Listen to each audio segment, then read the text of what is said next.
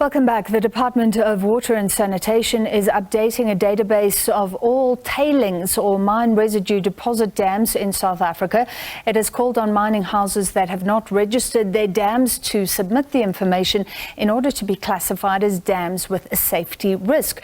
Now, tailings dams are dams that are used to store water and byproducts or waste material from the mining process. In September last year, the wall of a tailings dam collapsed in Jagersfontein in the Free State, resulting in a fatal mudslide. To discuss, we're now joined by the department's Dam Safety Regulation Director, Wally Ramokopa. Mr. Ramokopa, thank you for being with us. You're acting now, but Jagersfontein happened last September. Why didn't you act then, or in fact, many would argue, way before that?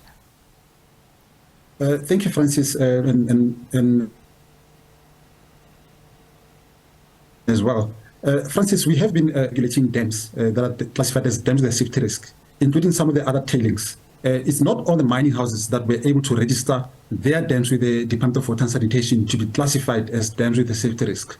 In our database, we have about 337 tailings dams, but most of those tailings dams, about 180 of them, at the time that we had them on our database, they were too small to be classified as dams with a safety risk.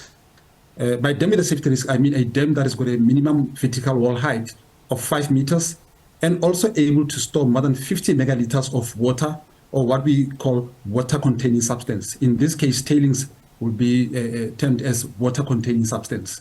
So we do have a database, but obviously not all of them have come forward to register their dams. Yeah. Hence, the department is calling on the mining houses to come forward, because the department will be going randomly using the database that we have, that we gathered from the Department of Mineral Resources and Energy, to see other dams that we don't have them in our database, so that they can be regulated. Okay, and they're required to register by law, right? So you're just saying do the right thing?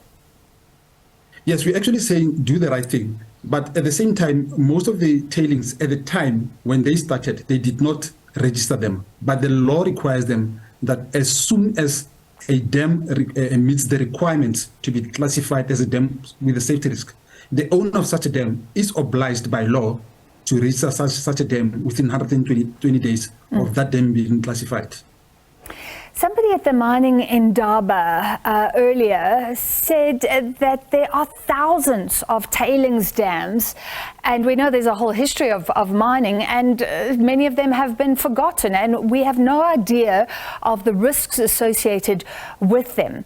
Do we even know how many tailings dams there are, what the dangers are, and what if people don't come forward and register them?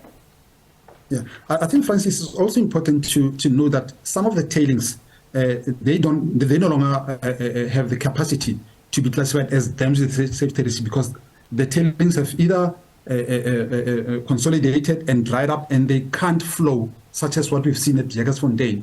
So some of the tailings dams, obviously, over some time, when the mining houses closing those mines, the tailings are kept and decompose and consolidate, so they no longer meet those requirements. But there may be some of those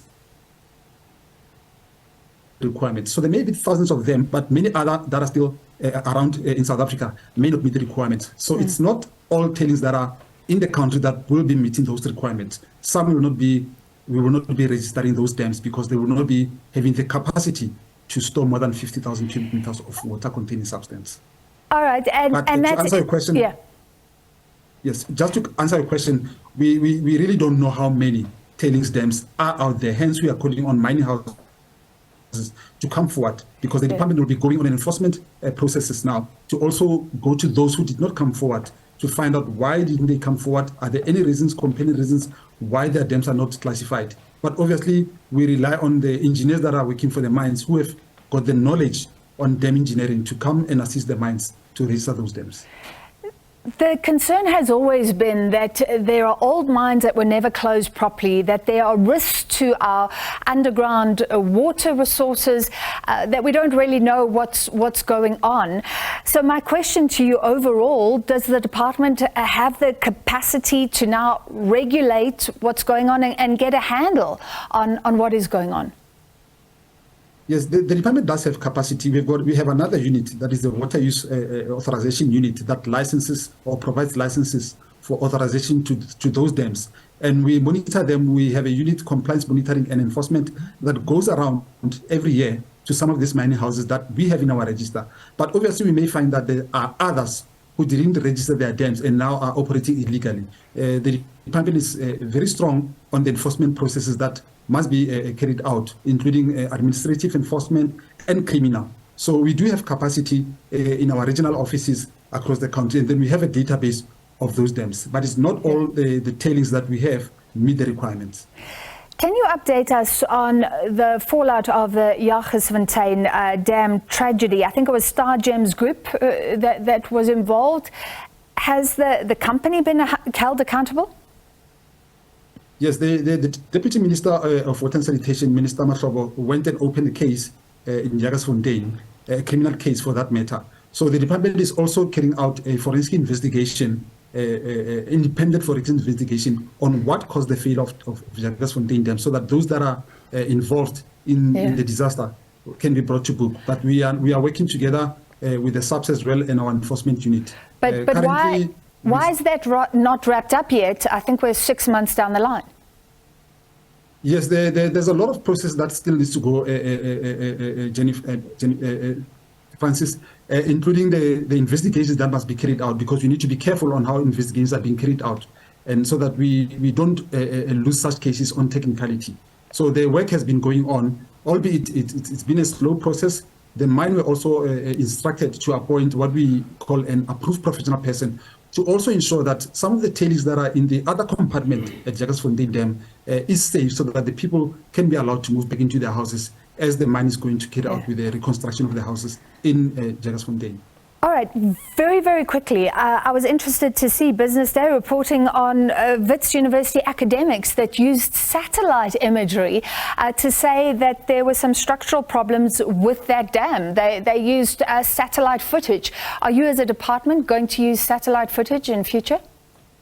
We are going to rely on other stakeholders such as the universities and other entities from overseas who've been monitoring the movement of tailings dams in the world. So we are aware of such studies that have been done, and some of the information will be used by the forensic investigators to also see what sort of movements might have happened prior to the failure of Jagersfontein, because a failure of a tailings dam, it is not something that happens overnight. It could be something that has been happening gradually. But then, obviously, unfortunately, on the 9/11 of 2022, the disaster happened. But it's not something that happened overnight. It must have been something that has been monitored by others as well. But we are going to engage other stakeholders who have got the information that will assist us. All right. Thank you for the update. Director for Dam Safety and Regulations from the Department of Water and Sanitation, Wally Ramokopa.